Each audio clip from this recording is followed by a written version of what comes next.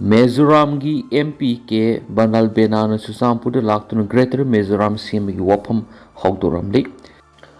Mizoramgi Raja Sabagi MP ke Banal Bena Ngarang Susampur Laktun Mezo Taba Lamkai Amatu in a Punsinduna Greater Mizoram Amasim Nabigi Wapam Hogdoram Bagaloina Manipur Kaibi Yaba Wapam Cap Fundoramli.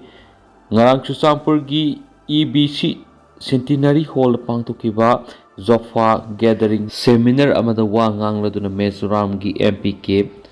Badal Benana Bible gi Wapam Sing Quataroduna Saksu Horopam Amata Oidiba Mizo Sing Taba Ngamkai Amata Oina Punsinduna Greater Mizoram Amasim Nabig Wapam Sing Tamki Mizo Subtribe Sing Punduna Asingba Unity Amasemkat Pada Loinana Ngangna Riba Lol Sing Wakal Tamina Basangi Sapurup Singi Marakta Kadi Lol Ngang Bagi Habadu Maru Oiba Wapam Nati Dubu Tuan Lol Ngang Libisingi Marakta Amanamabu Ikaikum Nadrabadi Unity Purakpahivesi Awabam Oigan Hennisapuntoki Kwaidigi Maru Oirakli Basi Tuan Mapam Singa Kundariba Mizo Singasi Amatoina Punsin Ba Haiba Sini Adumapo Aikoi community Marakta Unity Lairagasu Karigumba Matamda Raснiti Tauribasing Makoi gi Khudong Chaba Yengnaduna Bot Pangnabo Honarakpada Aikoi gi Marakta Lairiba Unity Asida Hehe Akaiba Ohelakli Hanasu Fondoki Seminar Adura Saruk Yapa Pangbada Apenba Fongtopaga Loinana Seminar Adubu Siliba ZCA ZSF ZYA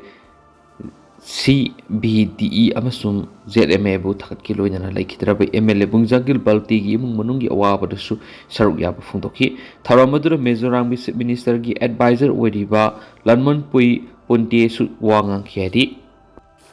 Michael gi haksang lauragani haiba apopama pa khangnamdri Trong Laubida Angang ani bom kapsinduna hatkibaga mari lainana pendraba miyamna sangsinki ihauda CRPF na nongmaina kapada laikhidraba mi ohungi manungda Tera Lokam Lairakti Huidrom Michael Elias Henry gi haksang hayeng lauragani hairibisi laikhidraba Michael gi apokpa mapakang namdri Hiramasigi matang na paumising da Michael gi apokpa hais muhina fungdokladuna Henry gi asiba haksang lauragani hairibisi social media da thengnarakpani masi asumba nati mahak Masakang Balaiti Hena Piana Pafungtoki Loinana Tera Lokam Lairak Welfare Association Club ki Makedigisu Ohi Amata Tanaram Balaiti Asibaksang Laura Basu Saru Yaru Haki Panwayabadi CRPF na Nomaina Kapa the Laikidraba Mi Hum Laisram Zitian Waheng Bam Bobby Amadi Hoidro Michael Asibaksang Hayeng Lobaga Loinana Matamangam Paktok Lagani Hana victim family Ahum Asigi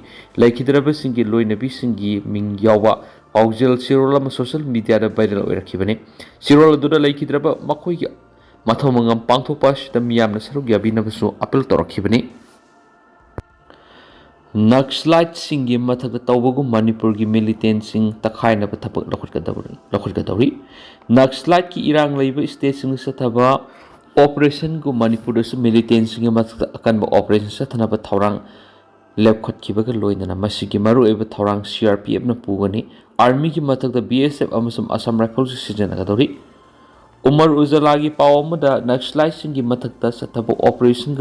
Sapmana na Manipur militants Singi Matak the CRPF na Mapungweba Taudang Lodun Akanba Operation Satanaba Sem Sari Housing Manipur the Lady Security Force Asigi Matakta Ahen Security Force in Manipur Tazilnaba Taurang Slady Anabu Taurangasi Army, CAPF, Assam Rifles, and Manipur Police coordination Laina Tabak Dominatori. Taurangasi the border Lansilaktuna India that Sanchilakpi Tabak Sutingani, drug mafia Matak the attack Togadori, Mashigidama, violence prone areas in the bulletproof armor gari Sahungi Matakta Shizanagadori, Marakshita Manipurgi Naxalite. Affected areas in the CRPF deployed Tawani, Masida CRPF ki Jungle Warfare Train Commando Battalion for Resolute Action Cobra Sizinarapu Yaiswari, Anoba Plan Sida border area the militants in Sangtok Sanction Tawigi Lambi Kakpagaloina, India Amas Myanmar border paring the Tihumbi Tabaksu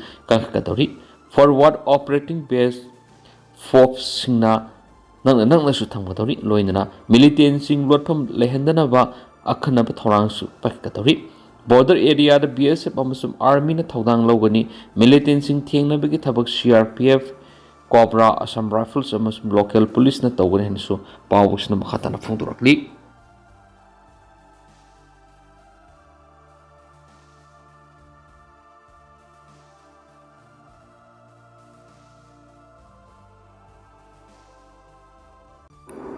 Manipur gi mihut sing na Meitei bu malem gi mang da kyam koina yon khikadagi Jaisundra Konthojam.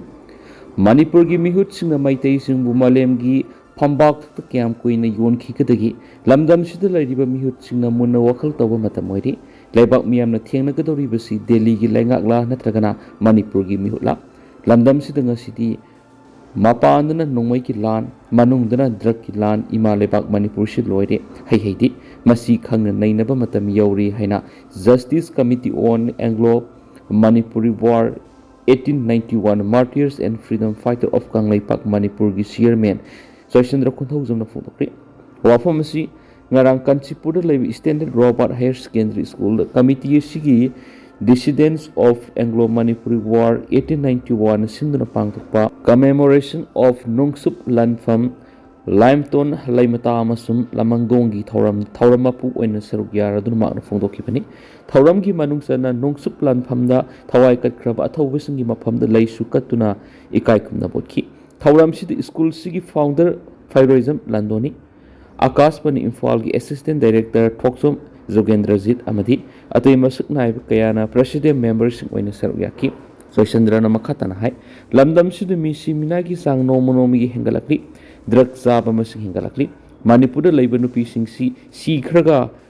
Mapa Yaudava Masa Haibadi Lamdam Sigi Mapu Roiba Siena Kaina Krabbing Act Ngai Horaga Kangkong Sign of Simbino Masigi Mathak Nupi Sing the Maya Kapachinjak Season of Bigisang Hingalakli Machine Maram Oiraga Nauna Solak Liba Angang Sing Butaksi Kaksi Yaudava Mirol Oiraki Punamaksi Karidaki Tolak Libano Haibadu Lusing Masing Nakang Matamari Amaronda Manipur Leminari Bising Mita Mipumba Kam Tiang Awabanang Libisi Kanglup Masil Gimerta Apik Vocal the Mang Taraga Tabak Tobadagini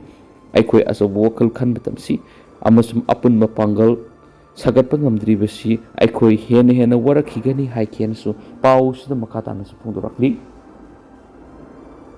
Amaronda Koki militants in Mathakta military crackdown Sathop CRPF sing Mathakta judicial inquiry Tawada Vanaba Kaidem Mani Wapam House Riba Manipur Tampa Amadi Singi Nagala Riba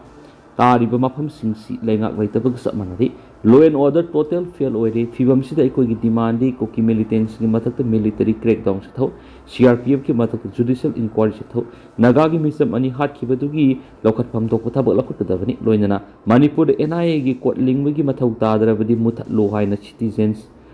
for peace ki president senior advocate Khaidem Mani na phongtokre